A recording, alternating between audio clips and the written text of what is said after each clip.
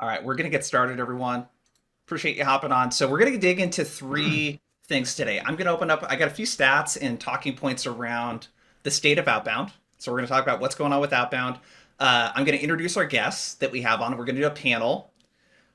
Mark gave us a little pep talk before this around like, hey, we're going to do this like real panel. We're not going to pretend like we're just all buddy buddy and like each other, which I loved, Mark.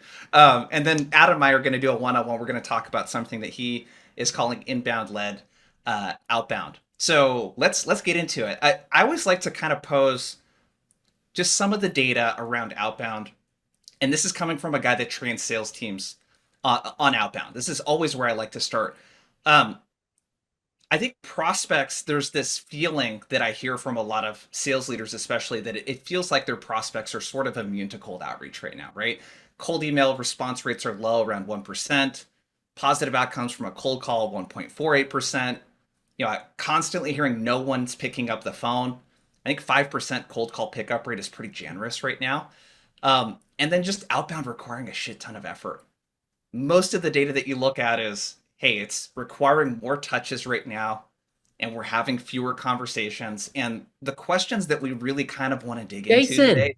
Jason, What's I gotta just pause you. You mean people actually have to work to get people in their pipeline now? Oh shit, that's horrible. I mean, I'm sorry that you have to actually work, but anyway. I'll give you a little taste of what's coming up, you guys. Um, so is outbound worthwhile? How do we make it worthwhile? What's the future of the SDR model? What's working right now? We're going to dig into all of those things. So the first thing we want to get into is the panel. I'm just going to do some quick intros, then we're going to dig into it. Adam Robinson, CEO at Retention. Ashley Kelly is VP of Global Sales Development at Rippling. Ashley, last time we talked to you, around 350 SDRs, it sounds like, if I got that right, working on your org. Mark, I don't even know how to introduce you, man. I mean, you did stuff at Outreach and helped get them, I think, 230 mil ARR. I don't know what you're doing right now. It's like a secret, I think, on LinkedIn. Um, and I run a company called Outbound Squad where we do sales training and all that kind of stuff for companies. So, first question. So I want to just dig in with you guys here. I want to get Ashley, you started with this first question. I want to talk about SDR model because one thing I know that really infuriates you from our previous conversations is when people say the SDR model is dead and all of this kind of stuff. And I was hoping to just give some perspective on, you have, I think, about a decade in the game just with sales development and being a sales development leader. Is the SDR model dead? Is it dying? Is it evolving? How, if so, like, what's your perspective just being on the front lines as a leader, leading a bunch of SDRs right now? So let's dig into SDRs first. Yeah. Well, first, thanks for reminding me how old I am. But yes, I have been leading sales dev orgs for about 10 years. It's not dead.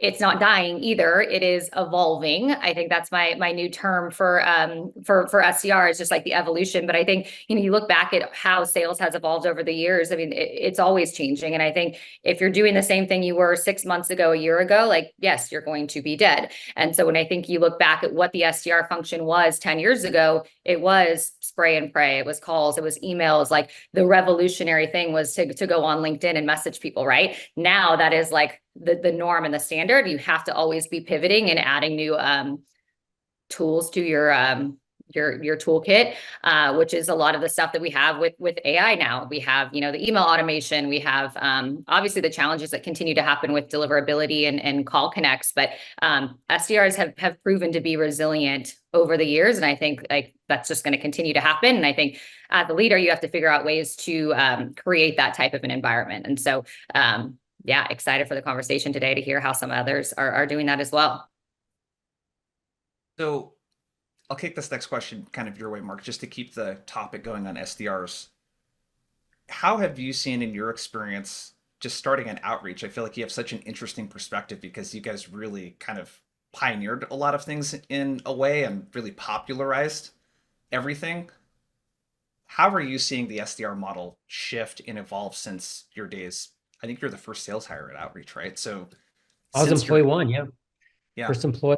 Yeah, so listen, I think that Outreach had a very interesting confluence of events. Like, there was these unreal growth expectations as the economic boom was taking off and the zero interest rate period was happening.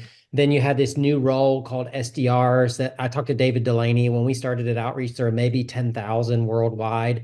They were younger sellers that lacked some of the discipline required to do effective prospecting. And then we had this tool that built discipline into people and made them work in a disciplined way through automation and technology. The confluence of those three things just exploded outreach and exploded the role of SDRs.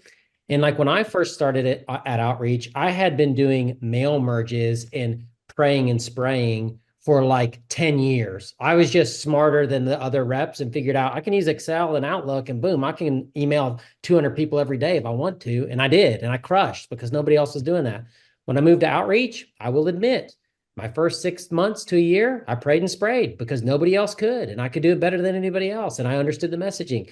After that, it quit working as more and more people came on. And so the techniques, like Ashley just said, started to change and shift. And what has happened since that, I think that could still work. But the problem is the internet has pushed back. People have said, I don't want to get these emails because most of them suck. I don't want to get these cold calls because most of them are irrelevant. And so we built in canned spam. We built in blacklist stuff. We built in more barriers. We built in do not call lists. We built in Apple's own technology keeps people saying, I don't know who this is. It might be spam. All these barriers have been put up now. So now the question isn't, can I do the job the way I have to? The question is I cannot do the job I have to. How can I creatively figure out how to become the signal in the noise? Because most of the noise just dies the minute it gets close to the customer. Go ahead, Adam. You look like you're just, chomping at the bit here. Yeah, no, I mean, as much as I thought we would argue on this call, like 1000% yes. And the only thing that I want to add is, I kind of got smoked in 2023, ramping up a sales force with kind of like the same playbook that I did in 2015.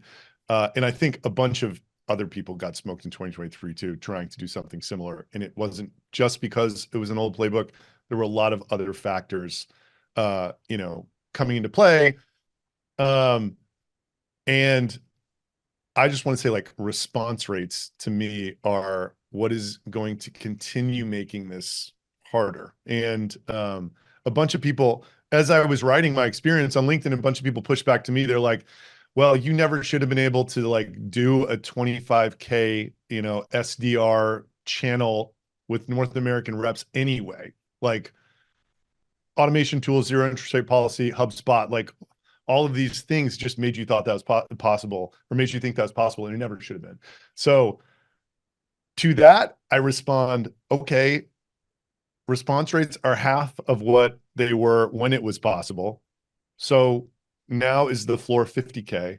And if so, what's going to happen to response rates in another 2 years? And then 2 years after that? And if you have them a couple more times, I don't, there's not that many people selling deals bigger than 200K. So, and that's just looking at the market in aggregate, right? I think that every business situation is very unique. But when I was kind of like designing this go-to-market motion for my new business, which is RB2B, which I make a lot of noise about on LinkedIn.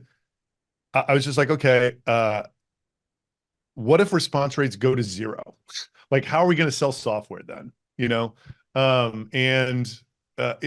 is the topic that I love speaking about, right? It's like a very unique, again, every business situation is unique. Like, I am my ICP, and my ICP is on LinkedIn, and I'm coming from it from a very unique perspective of a CEO who's willing to share everything and has one startup that's 25 million ARR and a new one and just whatever. But I still think it's a useful thought exercise. Like, if response rates get chopped in half again in 2 years, which I'm sure they will, what are we doing? Right? And then 2 years after that. So yeah. Well, I think there's an element of outbound that there's like a misconception where it has to be cold. It has, like, that's like the definition out there. And really, like, outbound is I've always viewed it as like you have different iterations. Like there might be the first approach that you're going after an account that's never heard of you that is cold, right? But then everything about sales is really about timing. And so in an outbound, most of your close loss deals are based off of timing. And so how do you continue that nurture cycle and make sure that your reps are actually prioritizing close loss deals at the right time, leveraging intent, leveraging all the other different types of signals that we have to know when someone is ready to buy. And to me, that's what an outbound like function actually is. When it's successful is when it can start to drive warmer conversations. So if it's not a yes today, how do you make it a yes tomorrow? And that to me, that's the key, Ashley, is if we look at the buyer's journey and 70% of people are unaware they have a problem. And if you talk to them about it, they're like, F you, go away. 15% are aware they have a problem, but not interested in dealing with it. 7% or so have a problem, are like considering, should I do an evaluation? And like 3% of your market is in an evaluation. And so the key becomes, if you treat the 75 or 90% like the 10%, you lose them. If you treat them with respect in the way that they need to be messaged to help them move and mature through that buyer's journey, then you win. And that's not a today thing. That is an over time thing. Like when I got my first sales territory, I had 300 businesses I could sell to. Do you know how many of them I signed in the first 4 years? Not that many. But for 4 years of trying, my last 3 years, I got most of them. And so like that's unfortunately the thing. And then average SDR is in seat for what, 14 months now, less than that. They don't even get the benefit of doing all the work that they put in because they don't book the meetings on the stuff. So they're relying on the people that already quit, left, got promoted to have done the right work so that they can, like, it's kind of a little bit broken right now. That's for sure. And I would say, like, I don't think SDRs are dying, but like to Ashley's point, like it's definitely evolving and the challenge has shifted a little bit. So I want to, just to make this a little fun, because we talked about challenging each other, I want to challenge the creativity piece, because I feel like the novelty in outbound was really big, like in the last 3 to 5 years, when you could send a video to someone. It was like, oh my God, this person sent a video. That's so cool. I'm definitely going to watch it. Now, no executive is going to watch a 30-second video. Like, they're just not going to click on it. There was like LinkedIn audio messages. There was all of these things that sales trainers, people that do what I do, it was like the next gimmick for the next like 6 months to like teach. And I feel like a lot of the ways that are what's required to be creative right now is really hard. And I'm challenging whether or not that can actually be scaled across a team of SDRs with less than 18 months of career experience oftentimes. So what are your guys' thoughts on that? Because that's the big thing I see. Like, sure, the top 10, 20% of reps, dude, they're going to find a way to succeed no matter what through brute force if they have to. What about the rest of the pack? Can you scale creativity and what it takes to really pop through an inbox where only 1% of emails even, get replied to, most of that probably being unsubscribed or taken off your list? I'll jump in. Well, I think I agree with you as far as like those were the good old days when you had like these new shiny, silver bullets, I'll call them, that everyone was so gung ho on that this was going to change and, be the way that SDR is successful. I'm actually super bullish on just what's old is new again. And I think like being at like the very basics of like the KPIs of the right calls, the right emails, the right timing, but really leveraging like the intent signals and going after the right accounts and the right people with leveraging the personalization. I mean, we've scaled our org now. There's, like you said, 350 SDRs, but 200 of them are outbound. And we're doing it across new logo sales. We're doing it across product. We're doing it across channel. And so we're getting creative actually in the model of SDR and the approach that we take through different like parts of our business too, as opposed to just like the traditional outbound inbound structure that most SDR orgs have too.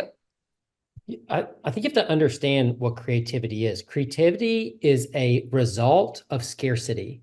People don't get creative until they don't have enough with what they're doing and they have to figure out a new way of doing something. And so like, I'm going to use a bad example because SDRs aren't kids, but like, I'm going to talk about a parenting example. I have 4 kids.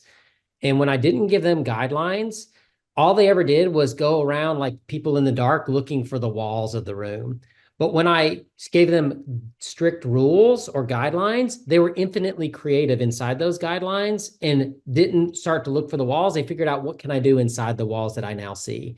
And that's the issue is what we're doing is we're not giving SDRs enough guidelines to be infinitely creative in. We're telling them, hey, you got to kind of figure it out. Oh, hey, here's a template. Okay, what it's a stupid template, right? Or hey, do videos or whatever the gimmick is. You're not saying like, listen, here's the defined guidelines is you need to apply business acumen to somebody's problem, take several disparate data points and mix it together like you're writing a quick little college paragraph that you're about to get graded on and fucking do it right. And if you do that and you send it to somebody, they'll usually pay attention. But if you think you're going to just be like, oh, hey, Mark, see you went to Penn State. I see they're playing Ohio State this weekend. I bet you $10 if they win. And if they don't win, I get a meeting.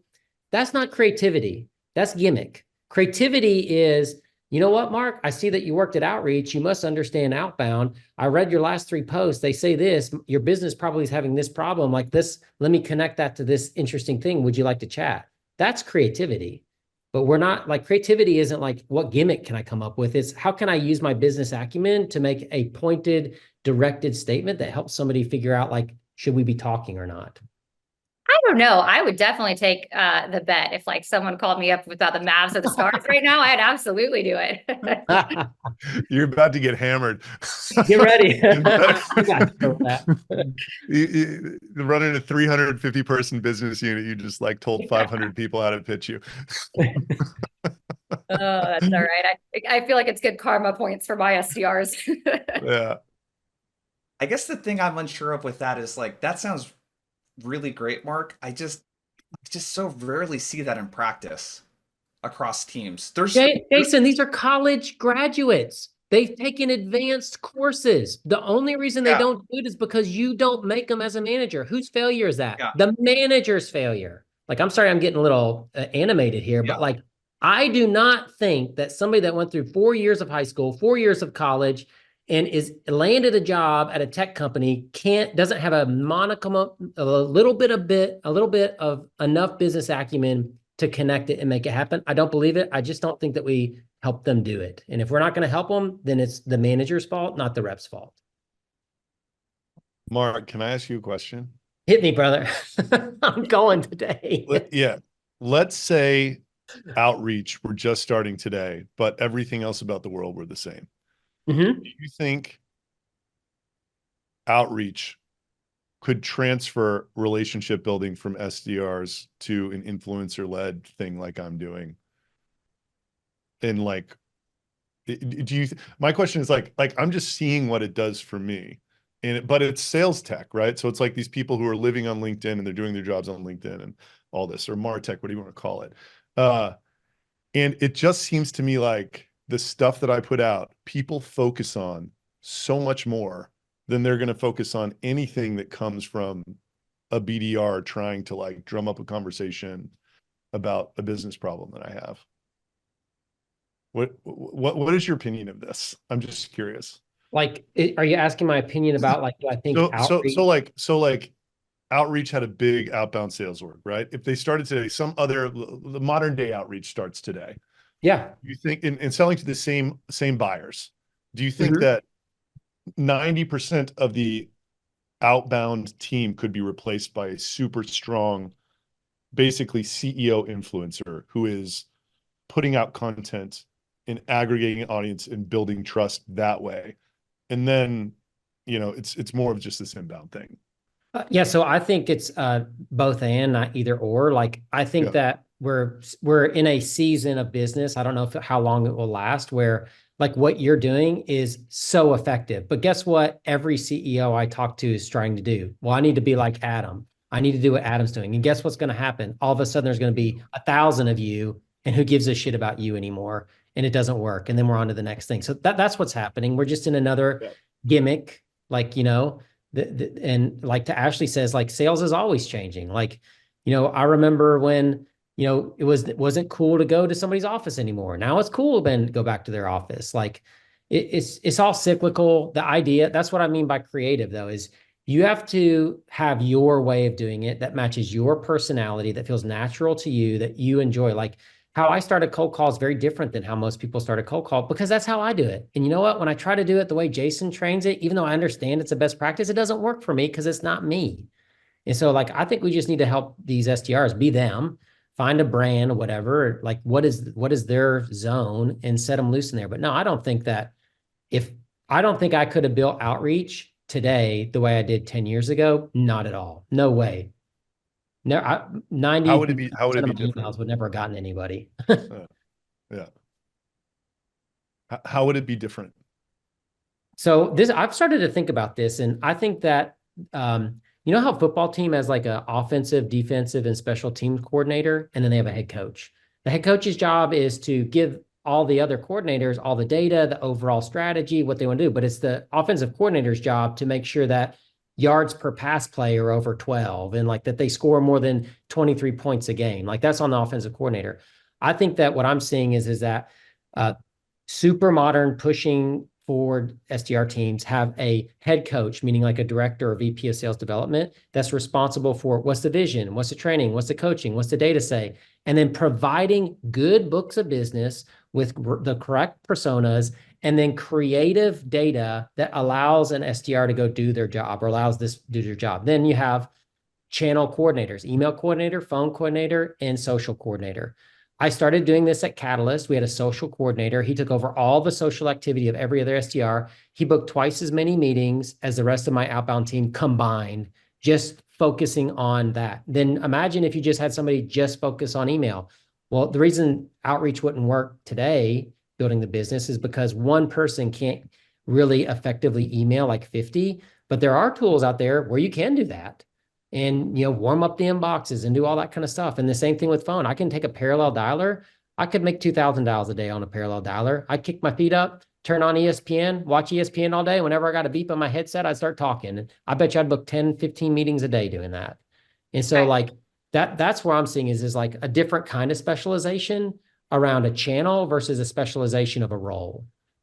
So I think you hit the nail on the head. I mean, that's pretty much how we have our SDR org designed today is we have like an inbound team that works high urgent web leads that require an SLA and certain metrics around making sure that those are followed up on. And then we have a hybrid, I'll call it hybrid. It's like a MEC outreach team where we do email marketing. And so to your point, warming up inboxes, getting reps that are actually responding to cold emails, which is really what outbound used to be, right? So this MEC outreach team is kind of a legacy version of what outbound is. And then we have an actual outbound team that is doing more of the strategic outreach on the tier 1 accounts, prioritizing hot intent signals and using more personalization and stuff. It's like, there is so many different motions. And I agree with you. I think specialization is one of the most important things. And because if you think about it on the flip side, all of those are different muscles, right? And so if you expect an SDR to be able to do that all day, every day, they're never going to be able to do all of those different things effectively. And so it's like, how do you hone in on what the right things are to do?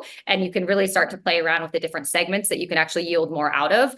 Because I think, Adam, to your point earlier, like the CAC payback, as far as how much, like where deal sizes are coming in, you really can't afford to put an outbound SDR on a lot of those types of segments. What can I ask? What is the approximate deal size of your tier 1 accounts that people are doing tailored outreach for right now? It would depend between mid-market and enterprise, but anywhere between like, let's call it 20 to 100K would be like an average probably. Okay. So it's a sweet spot that you were talking about as well. Yeah. And has that changed in any way, or is that sort of like in the last couple of years sort of been, has the low end gotten harder? It depends on what part of the funnel you want to hone in on of what's been harder. But I would say from an outbound perspective, it allows us to target higher ACV companies. It allows us to have more control over the CAC payback, which is really the only way that you can scale outbound, is it doesn't make sense financially. And so it relies on, the number of opportunities that an SDR can bring in monthly, the ACV, and then also the win rates with it. Adam, do you think that you're doing something completely different? Like, don't you think that marketing has always had like evangelists or people out in the market that are doing the work? You could call it like a weird kind of a referral program. Like, you're just being a marketing channel right now, or do you think you're actually doing something different and new? I'm curious.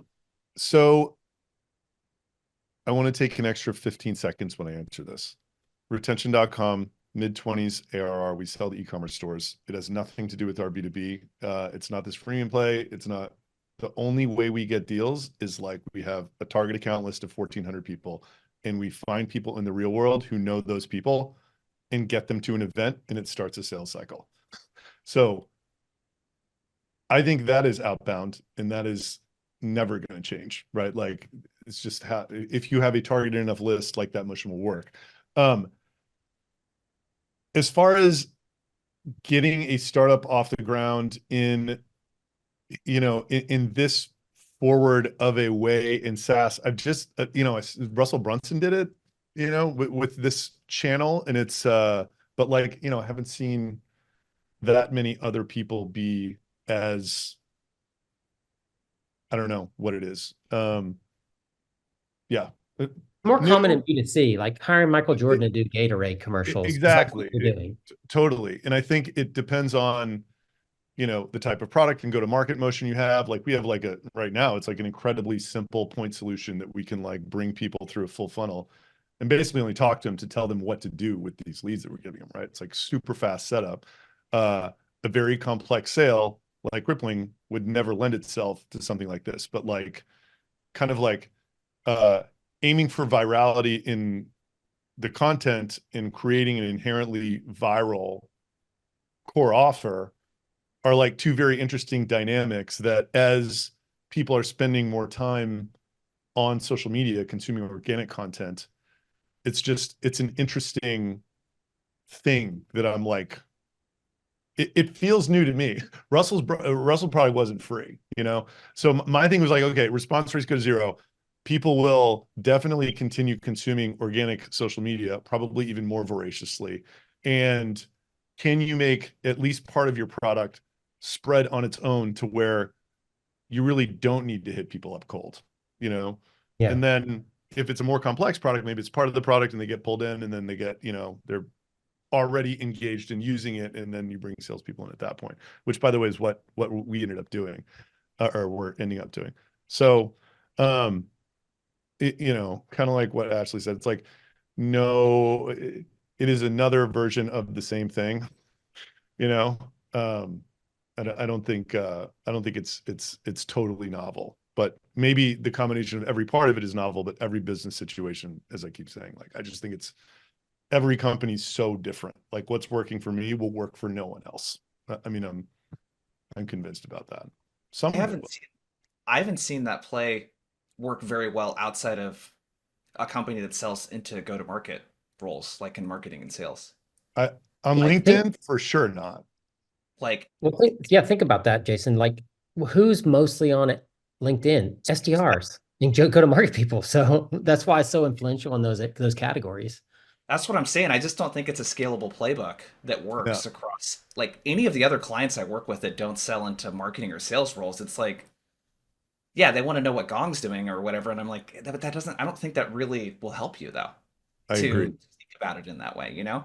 Um, Except this HR and recruiting. Those are on LinkedIn. You get a few Oh, other Yes. there you go. personas. A few other personas. That's a good one. um this concept of channel specialization is really interesting, Mark. Where it's like, let's take I'm just trying to think of the SDR teams, especially that I've worked with. I mean, Ashley, do you see like really prominent patterns between like people that are good on the phone versus email? I rarely see someone that's really good at both. Usually, like someone crushes it on the phones, and you're just like, dude, could you personalize an email? But at the same time, you're like, can we find a way to make you more like, can we get you more like live connects? You know what I mean?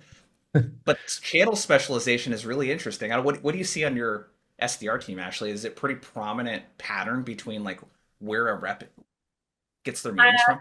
Yeah, I mean, it's a fair call out. I mean, I think you see it naturally, even like not even from a performance standpoint, but when I'm looking at KPIs, you can tell the people that prefer to send more emails versus that tend to make more calls and have higher connects.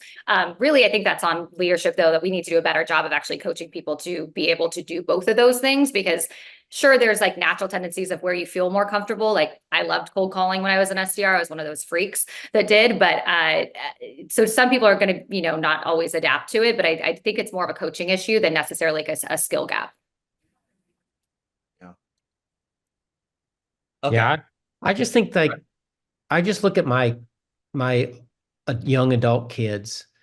Do you know how often my 21-year-old SDR daughter talks on the phone to her friends? Zero.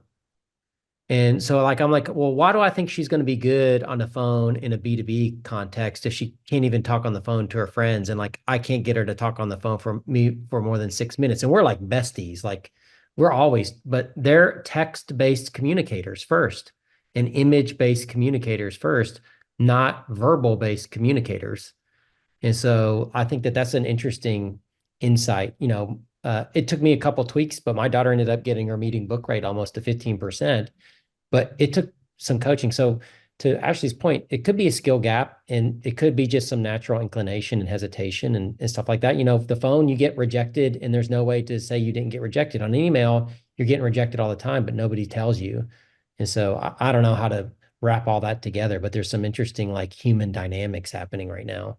Well, it goes back to the evolution of sales, right? Like if it's a generational thing, like we're not selling to, like who are we selling to? But where do they want to be spoken to? And I think that's where we really have to up level our teams and our tactics and playbooks and everything to be able to actually close deals. So how did you get her rate up to 15%? She was at 3%. She was one of the top 10% SDRs at Outreach. She went there after I left, and she became the number one SDR at Outreach by 20%. And the way that we did it was we did our meeting book right. And I got onto a call with her one Saturday morning, listened to 10 calls, and it was clear she was acting like an AE. She was doing discovery in cold calls. And I was like, nope, your job is to sell the meeting, not the product. She's like, but they want me to put in all these fields. I'm like, fuck them. Do not put in those fields. Book the meeting. And she 5x'd her meeting book rate by just selling the meeting. And yeah, so that's what she did.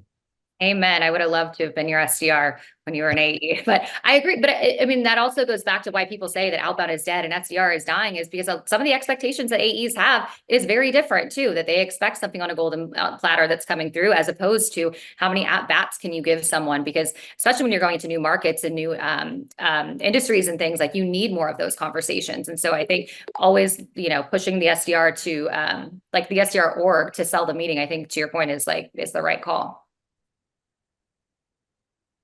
So I got one last question I want to go kind of ran the horn with before we break off with Adam here. And we'll start with you, Adam.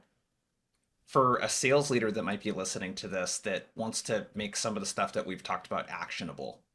So I have a team of account executives or SDRs, and this is the one thing that I want them to take away to be more effective from a pipeline generation standpoint. What do you have to share with them that's actionable that they could take with them? I think, I mean, this is kind of like, it's a whole machine thing, but the more you can be responding to any type of intent signal in real time, I just think that that's the way of the future. But that's like it's a pipeline machine game, right? It's not necessarily like going down to each individual rep and being like, do this, it's like an architecture thing. So in other words, how can you systematically reach out to people that are a little further on in the buyer's journey? Well, just as they're progressing down the funnel, right? I mean, they can be high in the funnel, but still, some appropriate outreach is warranted. They don't necessarily have to be, but as they're moving down, that just a signal gives the opportunity for incredible, contextual outreach, right? Like, I agree. I think a signal allows an SDR where to focus their time. And that's the hardest part about being an outbound SDR, is where do you spend your time and where do you get like the yield out of it? And so, we hand them this book of accounts and we say, go prospect. And it's like, we've been doing this for years. Of course we would, think to let me go find the tech company with the right persona and this and that. But if you're not giving them like the actual signals within an account, which intent is a great one, they're at a loss. And so I would totally agree with Adam. Shoot, we weren't supposed to agree, huh, Mark? We were supposed to fight. Sorry. Somebody's got to give advice to the actual reps, though. Yeah. Listen, I would tell sales leaders, you have three distinct strategies. One is for high intent leads. Like and I think that's kind of like the inbound led outbound thing that Adam's talking about. Like they're showing signals that something's going on. We got to pounce on them with a level of urgency and precision that isn't required with the other two buckets. The other is low intent leads. They downloaded a white paper. That's not really a signal very much as it is a chance to like figure out how to get them to that high intent category. And then there's no intent leads, which is 90% of the people that you need. And I've done the math. It's very difficult to hit your number with only high and low intent leads. You have to, and people are like, well, sellers' job isn't to create demand.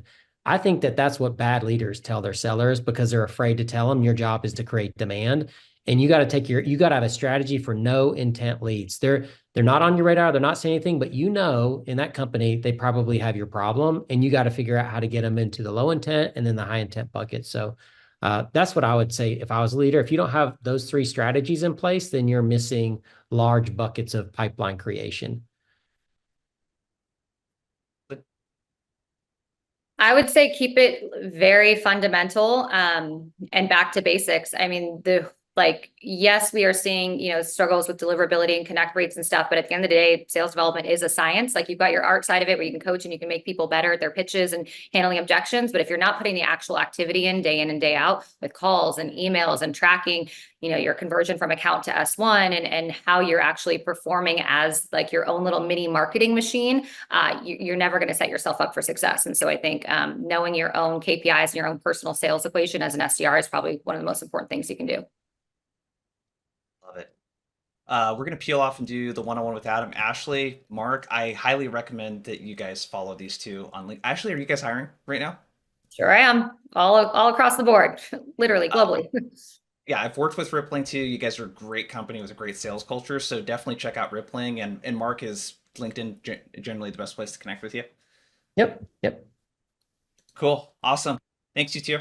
Thanks, guys. Bye. Yep.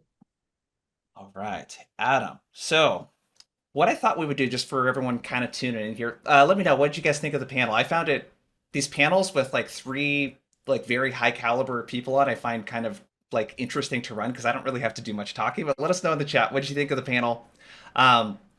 Very informative. Oh, we have a Brazilian BDR here too in Gabriel. So awesome, you guys. Okay. So what I want to do next is really kind of dig into this concept that Adam talks about a lot called inbound led outbound. And what I thought would be interesting to do, Adam, here in the next 15 minutes or so, is to kind of unpack how you got to that point and to kind of tease out some of the tactics around that. Because I think there's a lot of, even if someone's organization is not necessarily creating a bunch of thought leadership and content, a lot of the ways that you're reaching out, engaging with these leads from an outbound standpoint, I think is really actionable. So let us know as we're going through this. We do want to get to questions and things like that. So drop that into the Q&A. So Adam, can you, I think just what would be really good is some context around, and you mentioned this a little bit, when you started retention, you were doing some things from an outbound standpoint, and really at some point, I believe you kind of were just like, dude, this is not working. I have to kind of like completely restructure like the sales org and how we do outbound. Can you take us back to that moment and what happened? Yes. And I want to just, the journeys, I just keep saying this, the journeys are also unique, right? So, 18 months ago, retention.com was called Get Emails, and it was 6 people and 12 million ARR. And we had thought that we had discovered our ICP, large Shopify stores. We thought we could make another Klaviyo, and all of the information that we were receiving from the ecosystem and sort of the sales process we had was that this is a unicorn twice over, no problem. I've made docuseries called $1 Billion Challenge, and then ended up missing the number by like over 50%. Like it's embarrassing. So, what do you do, right? Like, so we put a couple BDRs in place, and they were booking demos at, I don't know how many per week or whatever. Seemed like it was working. We scaled the team out to 10, and they were booking the same amount of demos. And sort of at the same time, there was just a lot of issues with kind of like how we grew that company. I'm not going to act like I'm, Mr. Experienced startup guy. Like I had 6 people, I now have 60. I'm only understanding now what processes are. Like we have an executive coach working with 8 of our executives are rolling out entrepreneurial operating system. I'm starting to understand everything that was wrong with what we did, but it was basically, as you can probably imagine, incredible euphoria from, call it December of 22 until April or May of 2023. Then all at once we realized, this isn't working. We're overselling people. There's like enormous contraction at 3 months. And, this churn problem that we thought we had solved by, honing into the ICP is like not only not solved, but people are like dropping in the middle of their contracts. It was a complete disaster. And VP sales quit. So there's a 21 person sales org. The VP sales was like, this is not going the right direction, right? Like everything that we all thought when he joined was just not correct. And then we downsized our org from, basically it was like, okay, outbound is not working for us basically at all. It was working better when we had, a couple people doing it. And then we had all these BDRs and all the AEs were trying to have outbound too. Nobody was booking anything.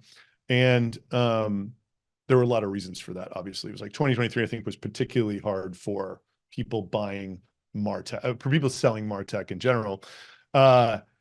And my whole view, I like running lean companies. I'm a bootstrapper. I got very carried away with that move. It was unlike the other 10 years of my entrepreneurial career, which have been, somewhat more deliberate. And whatever, there's a bootstrapper mentality and there's a VC mentality. Like I've kind of always erred towards bootstrapper. So, it was like, let's just, Diana, who had like moved up to CRO, it's like, can you just act as the VP sales again? And we'll shrink the team, basically to where they're going to be flooded with leads and we won't have any outbound people and just, we'll see what happens. And then as I think sales leaders have experienced before, we started moving faster when we did that because like the culture improved so much and there wasn't this, there's so many problems with having way, way, way too much sales capacity, thinking that you have an outbound machine that is not working, right? So it was kind of like a culmination of a lot of disasters. And fast forward like 6 months, we wanted to create a product for the B2B world, our B2B. And we were initially thinking, we were in this unique situation because the thought leadership content had actually warmed up the market and given us trust and a brand in this space. So we might be able to hit the mid-market first, which you want, is more attractive for a lot of reasons. And then,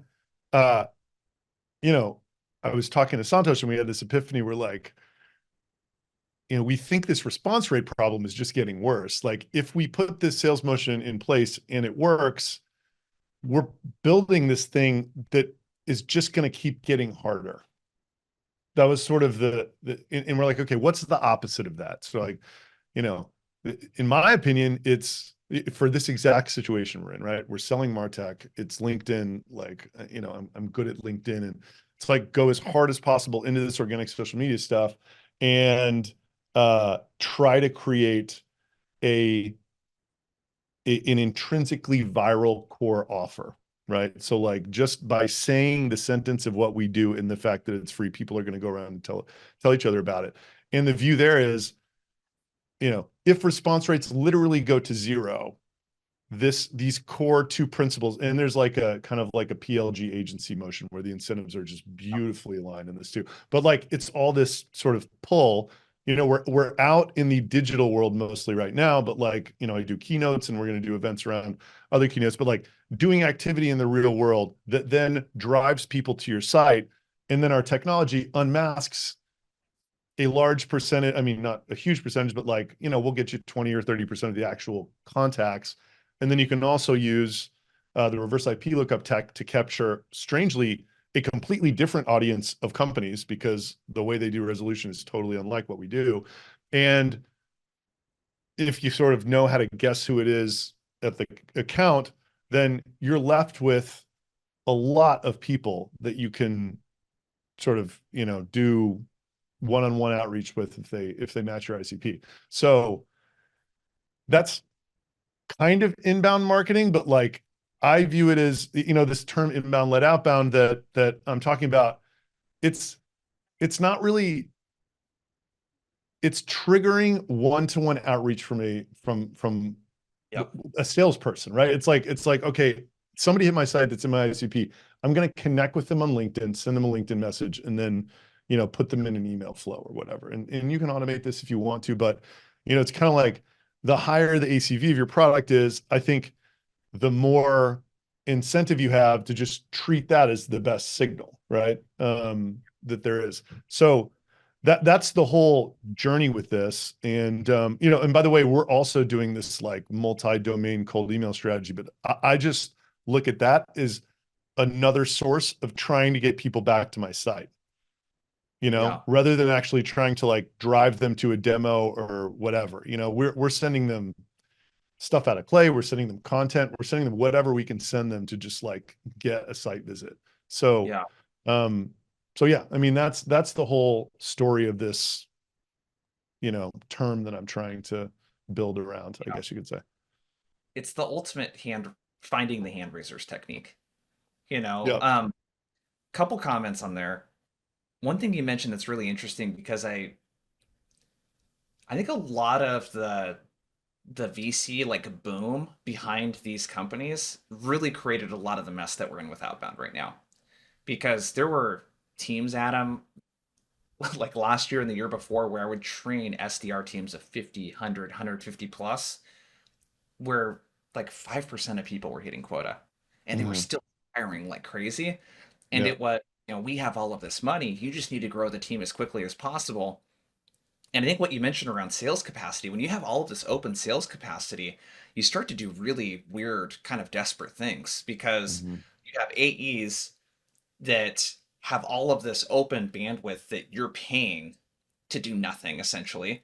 You have SDRs that have a lot of pressure coming from the sales side of things and doing those mass blast types of, techniques and really being comped on, meetings versus pipeline type of stuff. And I wonder if a lot of that was just driven by these like VCs injecting tons of money into there and there being a lot of pressure.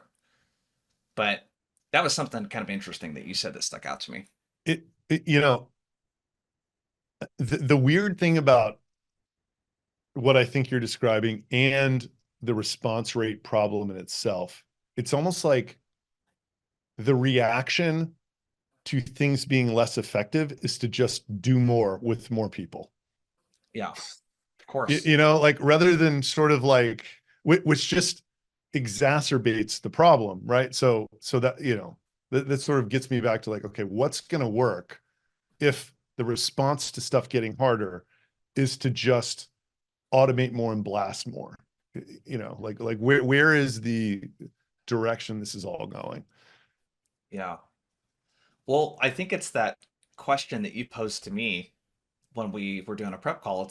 And you posed it today. If the response rate was zero, would this still work? Like, what would we do if email didn't work anymore? So could you share some of the things? Like, what are you doing that's working around? Like, yeah, you're creating content and you have a team of people, I'm assuming, that kind of help manage like the inbox, that help you reach out and do like a sell by chat, kind of motion. What other stuff are you doing? There's like events, there's all kinds of different things that you're doing to proactively start conversations, the inbound led outbound, sort of way.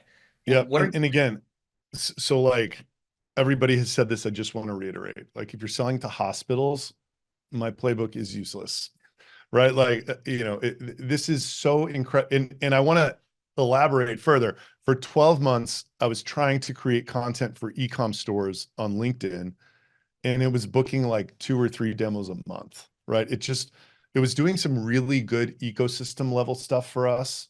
It was making, dealing with agencies great, and they do a lot of the referrals, partnerships, like really good for recruiting, but not driving real business. But for our unique situation, which is selling tech to salespeople, marketers and salespeople as the advocates, and then, founders of the early stage companies, like LinkedIn is just like the second that I pivoted my content to talking to these people about my personal experience, everything just 10x went through the roof. But in this situation that I am in, it's like I think being in this situation gave me the freedom to explore this possibility of what does a business model look like if response rates were at zero. So this brings up there's this idea that I have that no matter what happens to cold email, I believe that people will always answer an email from someone they know.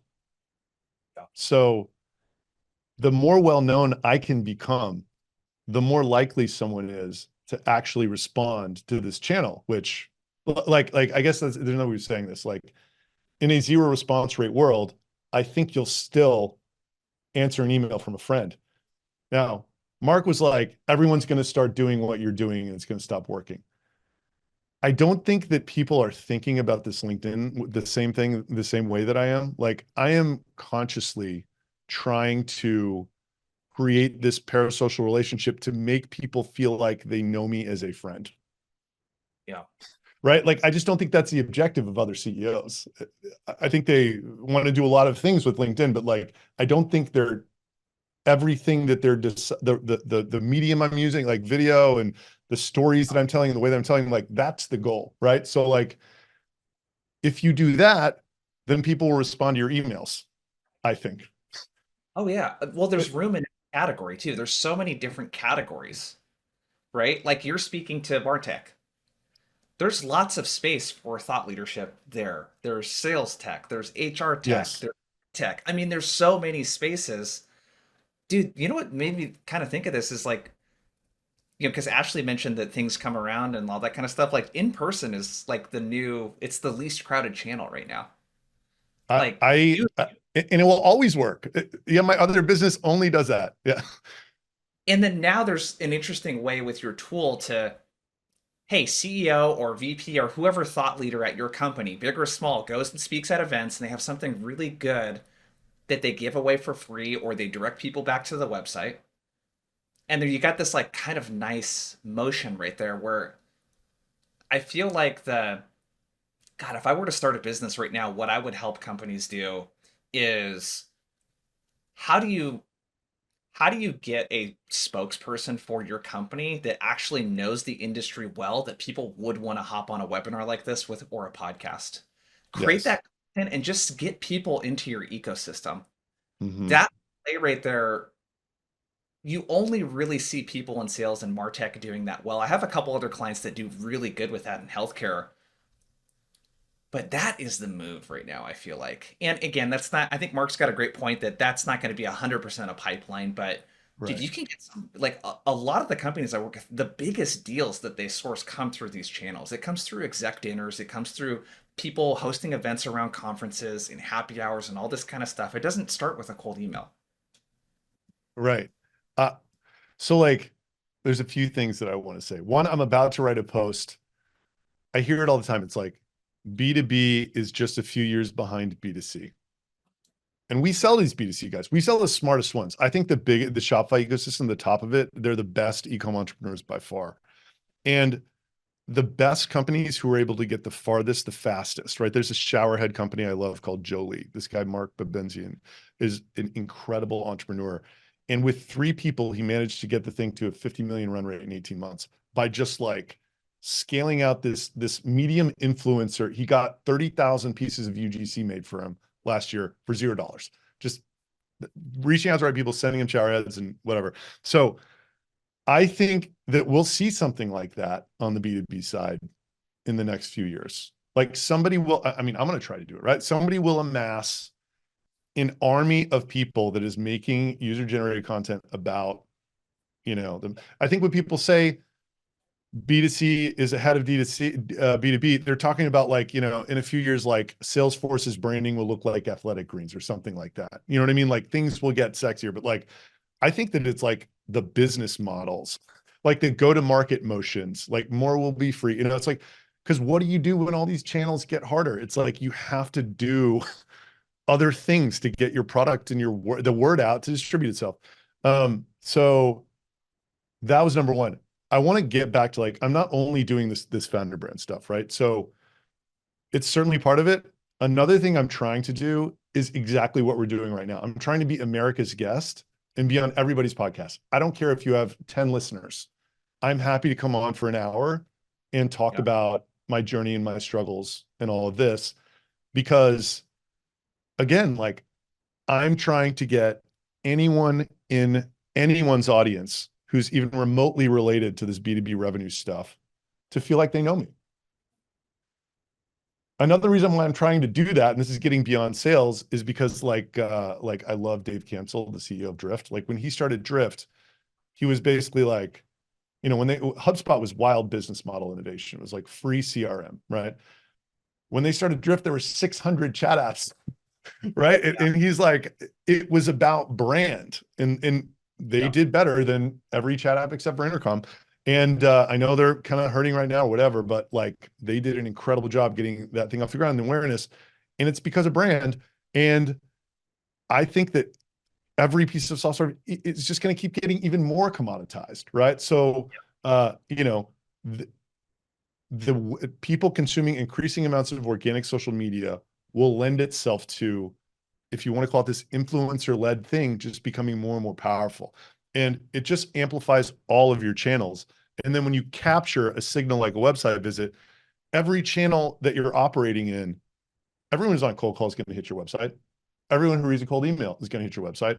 Everyone who meets you at an event, they're going to look at your website, right? Like it's Yeah. this just amazing place where all of the people who care about you the most will hit, so yeah, I'm trying to give keynotes. I'm trying to be on other people's podcasts. I'm trying to do, I do a weekly virtual event now, which has been so cool.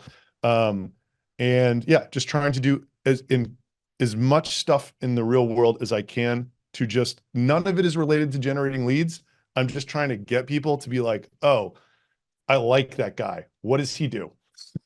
Right? Like he's RB2B, sweet. Like I'm gonna go check it out. Like that's the entire goal of like 80% of how I spend my time. You know? Well, I think this, to kind of cap this off, because we got to run.